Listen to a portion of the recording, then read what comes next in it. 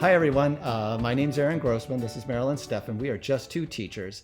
And having heard from a number of you out there, conversations we've had between the two of us, as well as conversations we've had in our PLCs, we thought it was warranted to do an emergency vlog. And we just thought, right, let's own some of the challenges. Let's be perfectly frank with some of the things that we've had difficulty with. And then at the very least, maybe we can talk about things that we've shared with each other to increase the likelihood of success with this. So returning to kind of some of those routines and procedures and things that we want to have in place with our kids, I asked Marilyn, what are you doing for your kids? And she has brought with her a number of artifacts that we think would be really helpful for you out there as you are using these benchmark resources. Well, Jill Sass on my third grade team has come up with this beautiful idea for the kids to carry around. They love the little tabs, but this is reading, writing, vocabulary, and word study. And she made covers that government for the people. And then inside, all I have to remind the kids is go to your writing tab, and then that's where they write. Go to your vocabulary. Where would this fit? This could go in your word study. And that's how we keep track of most of it. It's nice to have it all in one place because they pretty much use this all morning long. Mm-hmm. Love that. Yes. So the next thing is the must do, may do.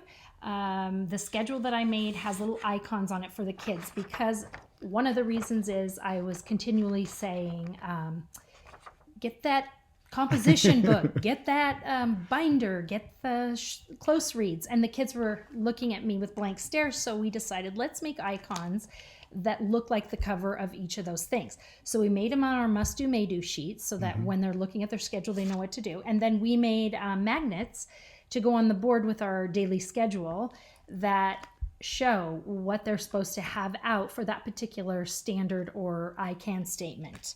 And then the binder for, this is where we keep our close read in our binder.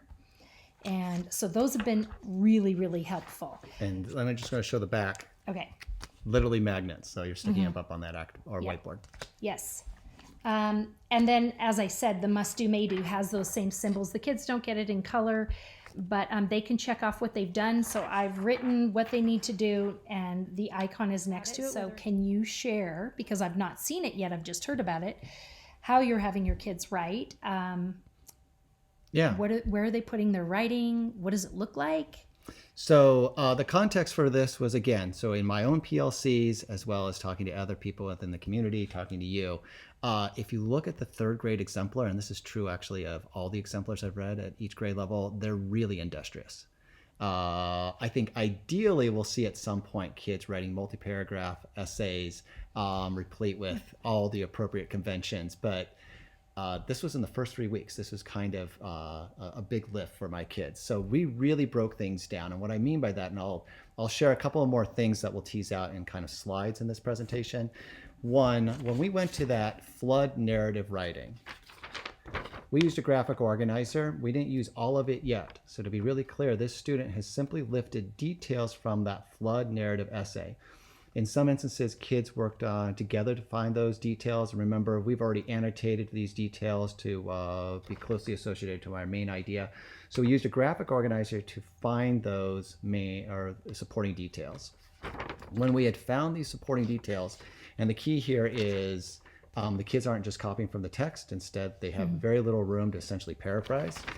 That's when, working with the kids, we did just the introduction together. So instead of asking them to write an entire letter, they literally wrote just an introduction. So this child over here, if I look on this side, we spent the day just writing the introduction. Here, over here is the greeting, and then we also have our return address in there. So that was one day. So we took some time to find the details we're going to use. Then we wrote our introduction. And then we broke it down even further. So this is sort of that body. So this is where she put in those supporting details. And then we can see at the very end her salutation. She even added a postscript. And this is, to be clear, I didn't want to rig any of this. This is kind of typical to kind of work that I saw there. So this is another student, same idea. He wrote, introduction is right here. So again, we took a day just to have an opportunity to work through the introduction. And then once they had to secure the introduction, here's the rest of that letter. Or I guess here's the rest of that letter. including at the very end with the salutation. And we actually took some time then through Microsoft Teams, pushed out a Word document, and then kids got to a publish mode. Good idea So- to have them practice their typing. And I really like that you broke it down. I did the whole letter in one day rather than just the introduction. That would have been probably a smarter way to do it. And I don't know if than the whole smarter. letter. I just think that I looked at that exemplar and I thought, let's try to make sure at this point of the year that we have success with it. Right at the beginning. That's a great idea. All right. So that personal narrative came from that review and routines. What I want to go to is right now you're in Unit 1. Where exactly are you in Unit 1? I am Unit 1, Week 2, third day. And I am Unit 1, Week 2, second day. And what I really like when we touch base is you are getting some really strong writing from your students. And I thought you could explain how you're bridging all of that work we're doing on main idea and supporting details to the writing that you got with your students. Well, of course, we always plan on getting better, but for right now, we read It's My Right. We talked about the subheadings and the stories that follow, because one of them is Alice Paul, It's My Right to Vote. One is My Right to Sit. It's My Right to Organize. So each article, we talked about that title first, but this paragraph in italics was really important because it goes with all 4 of the pieces. And so telling the kids that this was in italics because it's important to all 4 was good. And then we found the main idea was actually in the very first part of the sentence. So I wrote this up on the board. And each time we were annotating one of those stories and we came to a sentence that we thought would support this main idea, we would stop, read the main idea, and put their sentence after the main idea to see if it flowed, if it actually matched and supported what the main idea was. That seemed to be very helpful. And not only that, but we must have heard the main idea 50 times or more. And so that was extremely helpful for them when it came time for them to pull the details then out of the story that they chose for their final piece, whether it was on Cesar Chavez, Alice Paul, Rosa Parks, or Martin Luther. And everybody started it with that main idea, and then I let them add their details that they had found. Then we edited, of course. It seemed to be fairly successful. We still have some work to do, for sure. But I think that was a good strategy for my class, writing it up there so they had to keep going back and back and back. I think when you put a star by it and just leave it in the book, it's hard, and kids don't always like to turn back and look. So to have it up there really helped them a Here's lot. how I know you're absolutely correct, which is last week we talked about this and I explained to you, right? They're losing track of the main idea as we move into a different piece. And you're absolutely correct insofar as I posted today the main idea. And I just think that as a scaffold for all of my students was deeply empowering for them. And so what you have is you have a couple of pieces of writing if you want to show what people are producing or your students are producing at this point of the year. I do this. They had to choose a title that would go along with what our main idea was. So this was Rosa Parks Created Change. We have Cesar Chavez working so hard that he sacrificed himself because he didn't eat for 25 days, which the kids were very shocked by. They wanted to know if that was really true. And we have this one here, sweet, short, and to the point. She has some good details, and she actually used our main idea sentence at the very end. And I think, so what you've done is this idea of, right, here's the main idea, here's the supporting details, and now it's the responsibility of the students to sort of focus on putting it together into a more coherent paragraph. And I think that's of real value. And to your point, right, it's very early in the year. So if we can get a really strong paragraph from our kids and we're still in September, I think that's an enormous win. Right. That's a really good point to make, because I think I was feeling, when I read through some of them later, I was feeling like, well, they could be better. And sure they could. But then I started thinking, did I have my kids write this much and this specifically this early in the year before? We worked on certain skills, but I'm not sure that I actually, expected them to be able to pull details out of text and put it with a main idea. So that's a really good point. That makes me feel better. Thank you, Aaron. So Aaron, share with me how your students go around the classroom all morning with all of their materials and they have what they need at the center they need it, wherever they're going in the classroom. What is it that you can share? They have this. This is what we call their briefcase. They have literally nothing but this. And in here, I have their close read. I have a response journal. I have what is called their STEM notebook.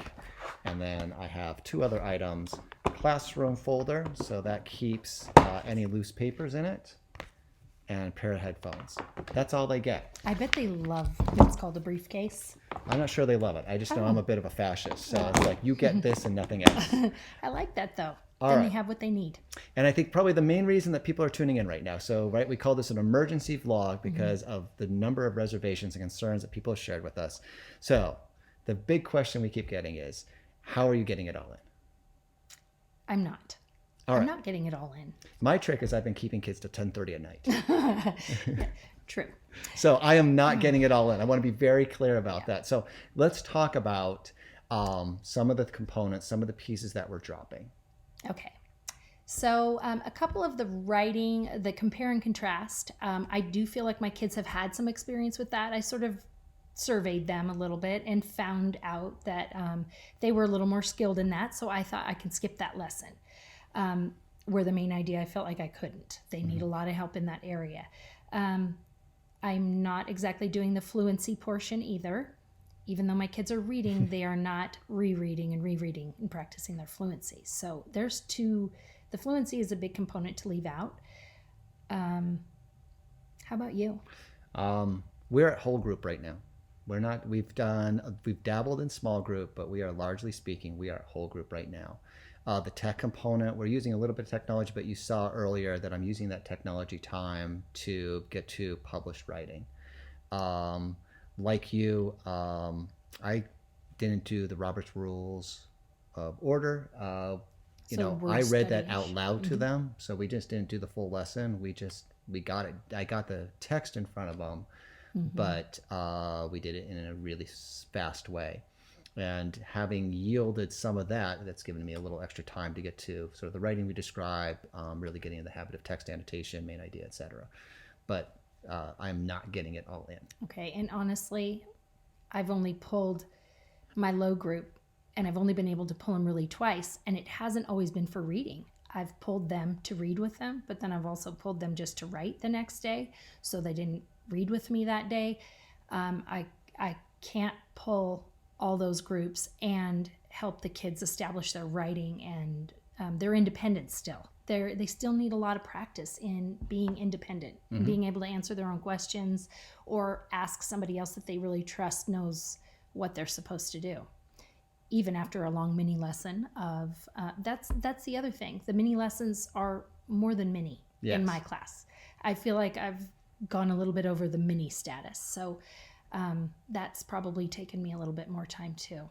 And I guess for me, right, I think about two things, right? I think about the integrity of the program and this idea of there are themes that are articulated all the way through kindergarten through fifth grade. So I want to address those to set these kids up for a lot of background knowledge in the next grade. But the other part is, and I think, we talked about this in the very first vlog, you were part of NELIP, which stemmed from this National Reading Panel project, where in 2000, they went through all the research and they said, what do kids have to do every day? They have to practice comprehension. I think we're both doing that. They have to do some fluency. They have to do some word work, word study. So some of that phonics piece, they have to be working on vocabulary, which is, again, embedded in these set of materials, and then some writing. And I feel like as long as every day I can reflect and say, we got to those outcomes, I feel pretty good. So yes, it may not have happened in small group, or it may not have been as part of a compare and contrast lesson, but I take some comfort in, okay, but I did get to those sort of big ideas every day.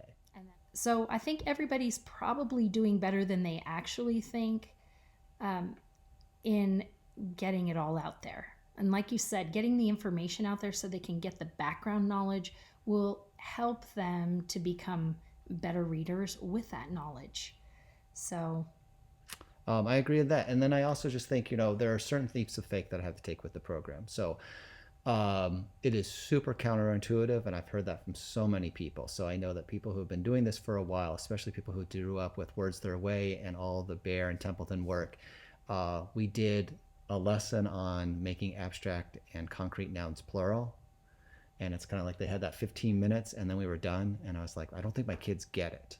But I have to trust that we're going to continue to revisit this.